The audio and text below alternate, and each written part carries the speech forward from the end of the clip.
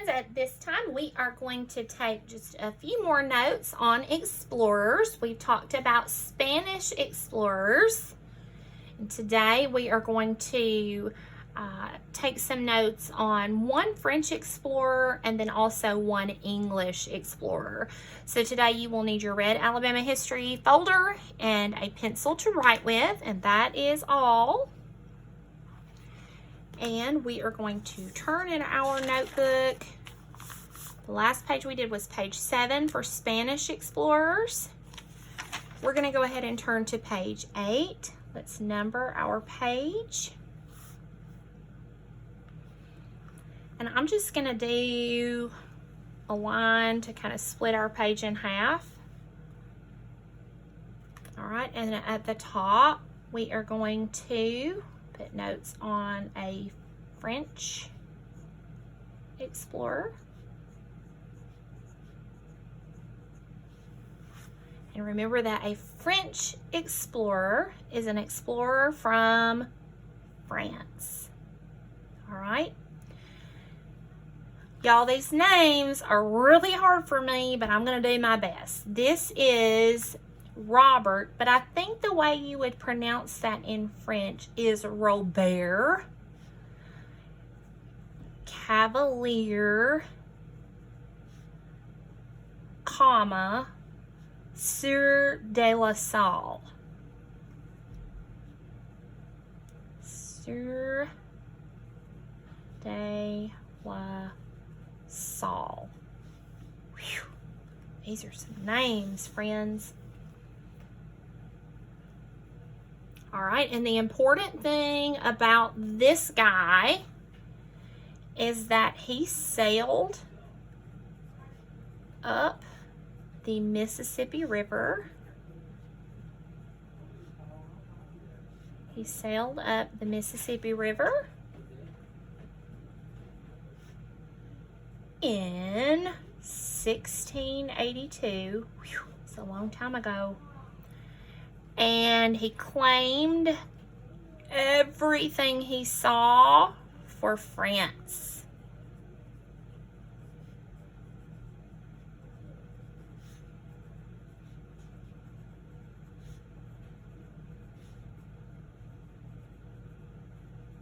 All right.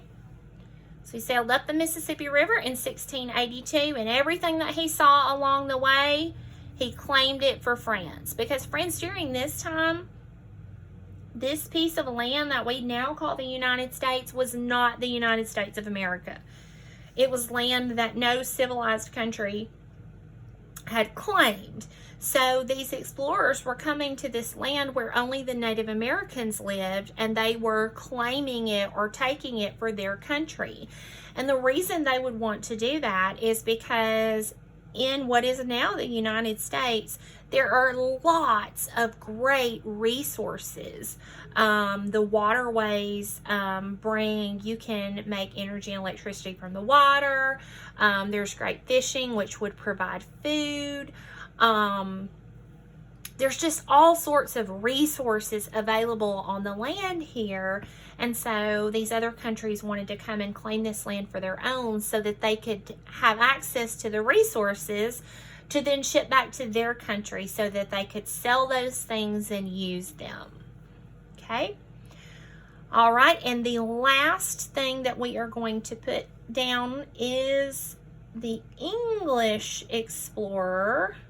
And an English explorer is from England.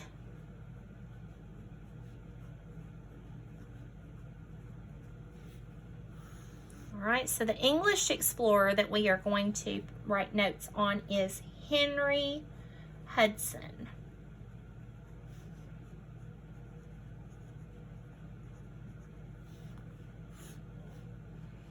All right, so Henry Hudson, in my opinion, is a really good example of someone who exhibits perseverance, all right?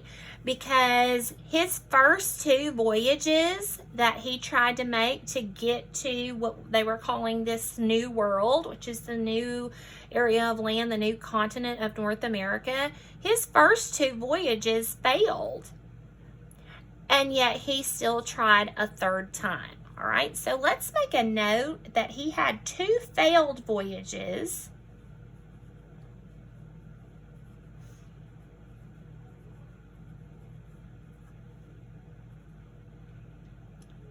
All right, and the third time was the charm for him, because the third time he finally landed in the New World. So the third time he landed in what is now Manhattan, which is in New York.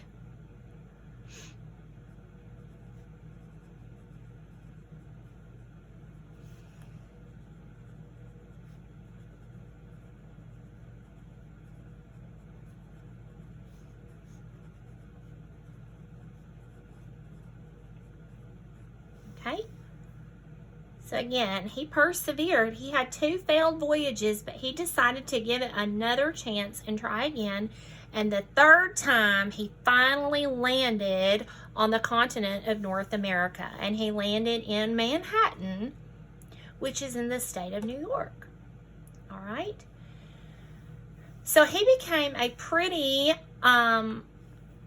well-known guy, and some of the things that he is most well known for, or we can call his legacy. His legacy is Hudson Bay, the Hudson River,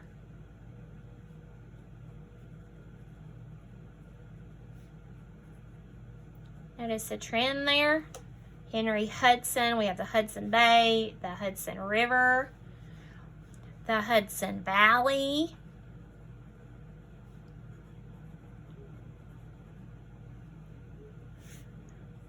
and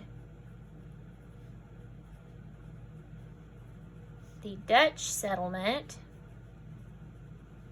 Remember, a settlement's like a town, village, community that eventually became New York City.